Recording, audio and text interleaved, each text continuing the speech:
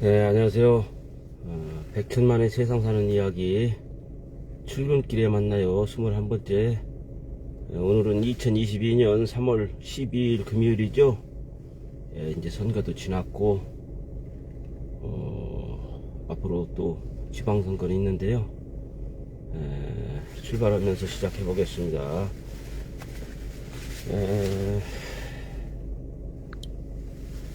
제가 선거일은요, 3월 9일날 수요일날 선거일은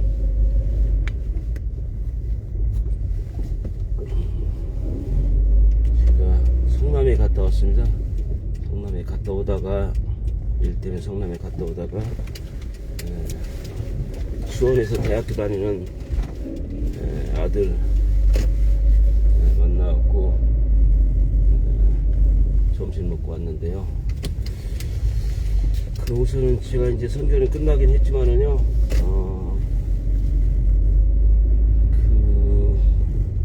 요즘 흐름에 대해서 제가 뭐 방송에도 자주 나오고 그러는데요.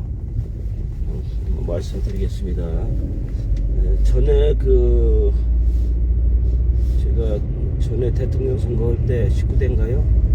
그때도 그런 게 느꼈었거든요. 전에는 우리가 영남도 그렇고 호남도 그렇고, 영남은 그나마 많이 바뀌었죠. 김영삼 대통령이 되면서 야당이었었는데 김영삼 대통령이 당선돼서 여당 되면서 그 진보의 비율이 높아졌죠. 그런데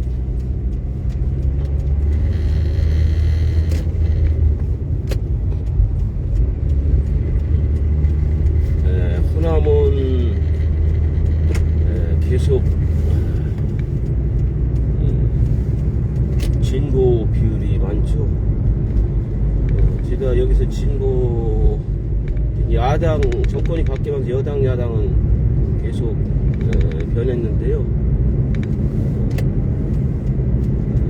진보랑 보수랑 말씀드리면은, 전에는 살기 어렵고 이런 분들이 진보 쪽에 있었죠.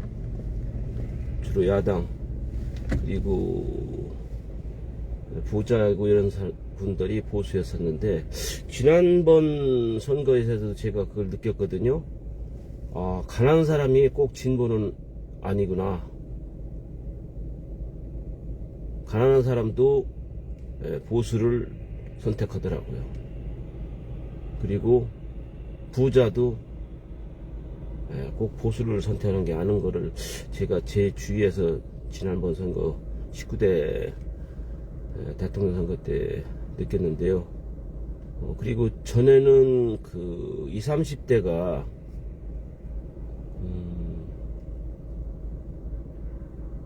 주로 진보를 많이 선택했죠. 그리고 나이 드신 분들은 보수를 많이 선택했고요.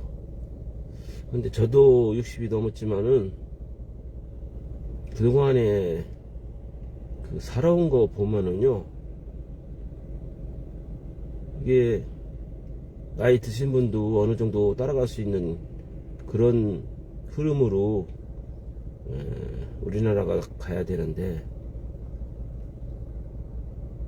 그렇다고 젊은 사람 위주로 할 수 없고요. 그러다 보면 나이 드신 분들은 6.25도 겪고 일제시대도 겪고 6.25도 겪고 우리나라 못 살을 때 그런 세상을 살아온 분들은요, 따라가지 못하고 그러다 보면은 문제가 될 수 있어갖고, 꼭 옛날을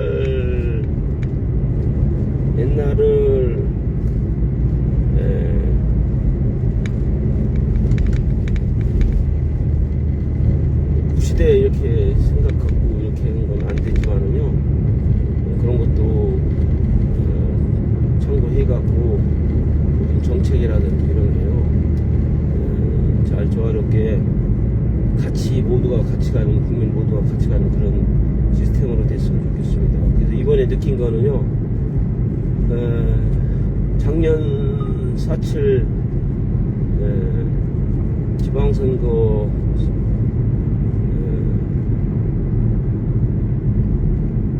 서울시장 선거에서 특히 그게 두드렀죠. 부산시장 선거에서는 그게 별 차이가 없더라도요, 작년 지방선거에서 20, 30대가 월등히 지지를 해갖고 시장이 됐는데요. 저는 이렇게 생각합니다. 이번 선거로 20대 대통령 선거 보면서 특히 그게 더 확실해졌는데요. 영남에는 50대 40 정도요. 거의 그렇게 차이가 없습니다. 호남도 많이 내 지역의 사람은 꼭 뽑는다, 우리 진영의 사람을 뽑는다, 이게 떠나갔고요. 실질적으로 자기에게 국민 각자 개개인의 국가가 어떤 지도자가 선택되냐에 따라 개개인의 삶이 틀려지는데요. 그거를 많이 생각하시더라고요.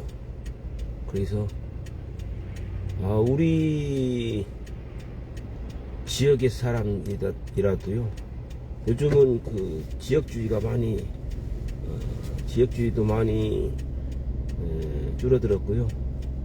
세대간도 이것도 많이 줄어드는 것 같습니다. 그 자기 삶을 위해 갖고 대통령을 선택하는 것 같더라고요. 그래서 호남서도 30%까지 예상을 했지만은 한 14%인가 얼마까지 나왔는데요. 영남서는 40% 이렇게까지, 40몇 %까지 이렇게 나오죠. 그리고 지역에서는 이렇게 됐고요. 또 세대에서는 사실은 10대, 20대, 30대들이요, 자기 삶이 중요하지, 진보가 보수가 되느냐가 중요한 게 아니거든요. 취업도 해야 되고요, 집도 장만하고 해야 되는데, 그게 20, 30대한테 중요하니까 거기에 따라 갖고 진보 보수 관계없이요, 진보 보수 관계없이 선택을 하더라고요.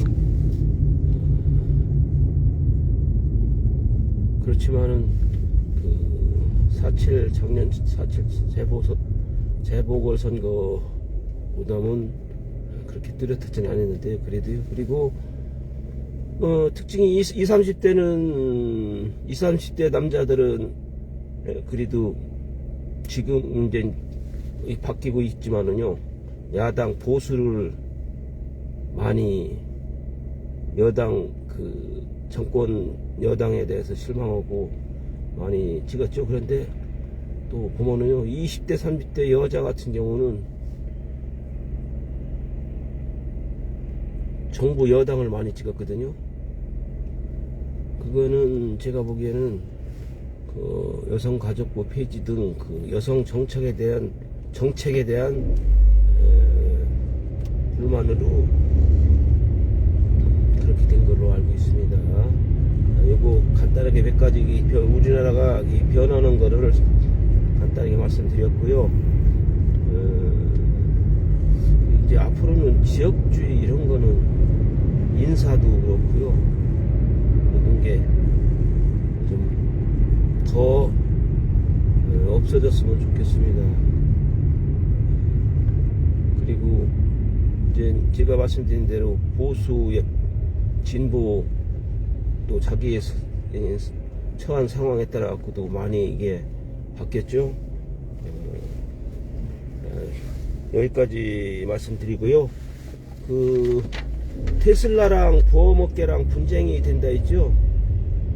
제가 그 준비는 했는데 아직 인쇄를 안 해갖고서 자세한 거는요, 월요일 날이나 오늘이 금요일이네요. 월요일 날에 알려드리고, 먼저는 그 배터리에 대해서 분쟁이 있었죠.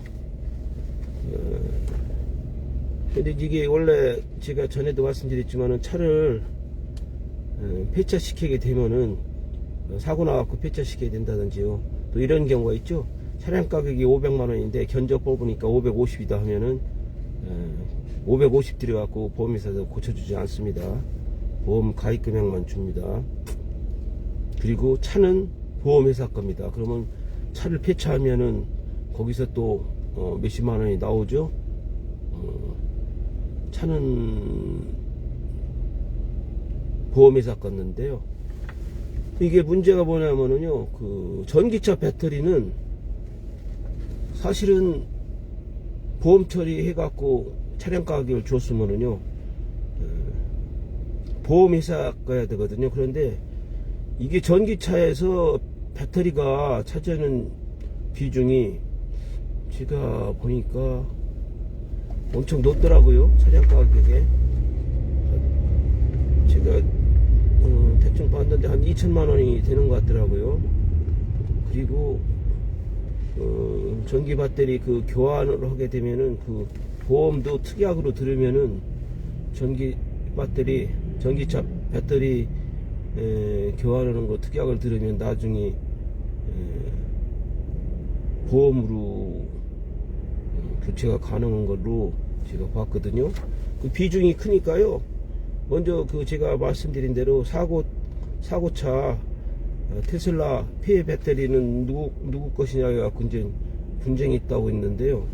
이러니까 그 테슬라 측에서 전기차 배터리는 자기 거라고 이렇게 하는데 이게 어떻게 될지 모르겠습니다. 분쟁이. 그리고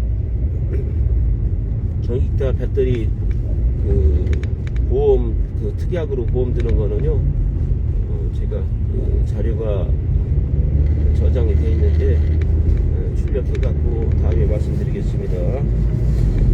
그리고 지금 우리나라 그 예금보험 한도가 5천만원이죠. 5천만원까지는 보호해 주죠.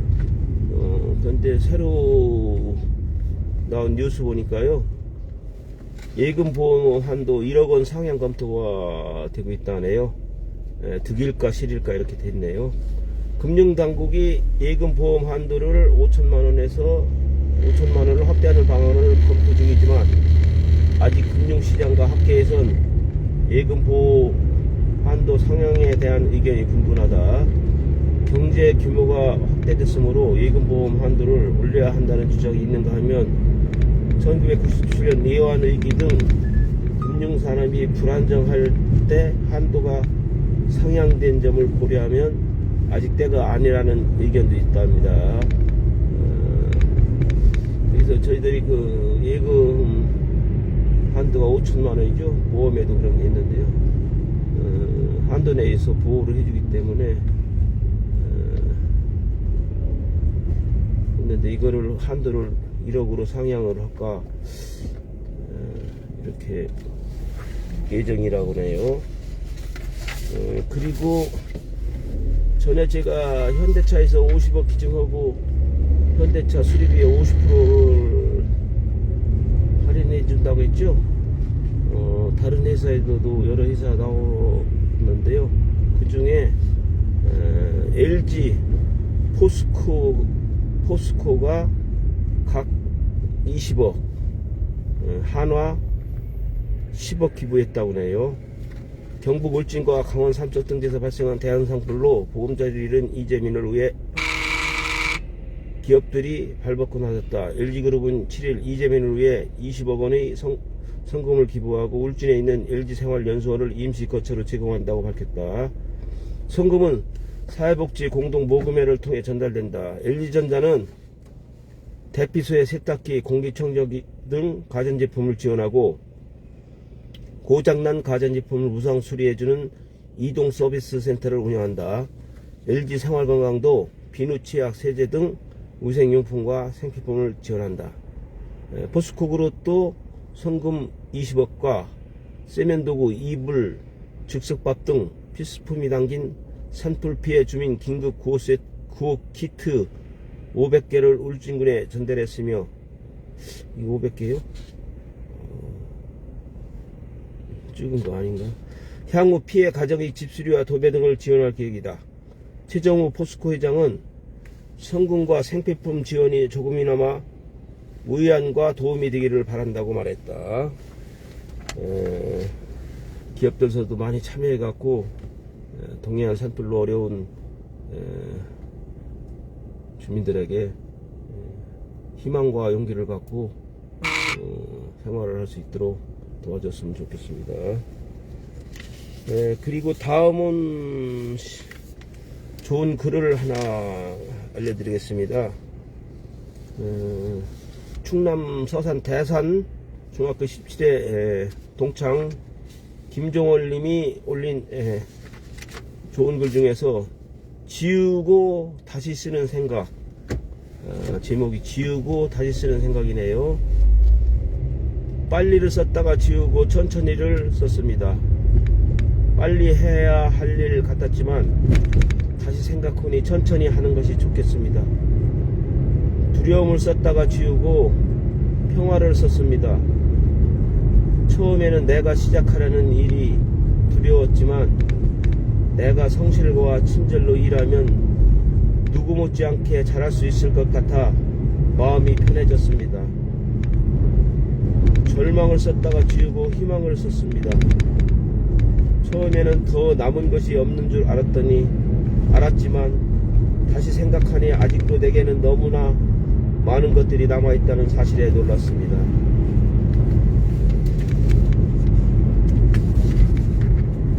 복수를 썼다가 지우고 용서를 썼습니다.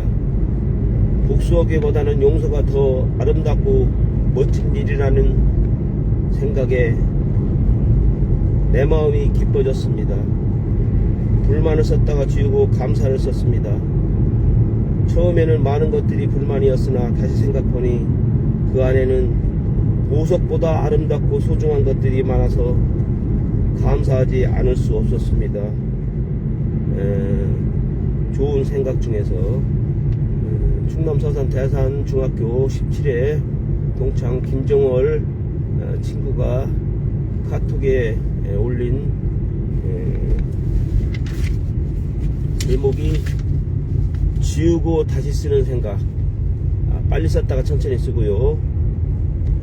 두려움을 썼다가 평화를 썼고, 절망을 썼다가 희망을 썼습니다. 그리고 복수를 썼다가 용서를 썼고요. 불만을 썼다가 감사를 썼습니다. 오늘 또 이 좋은 글을, 좋은 생각을 생각하시면서 하루 보내시면 괜찮겠습니다. 그리고 지금 신봉사거리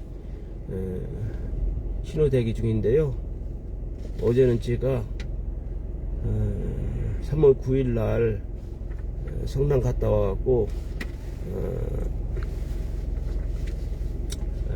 수원에서 대학교 다니는 아들하고 점심 먹고 그날이 선거인제 방송하잖아요. 투표율도 6시 넘어서 투표율, 확진자 격리자들 투표 7시 반까지 보고서는요, 제가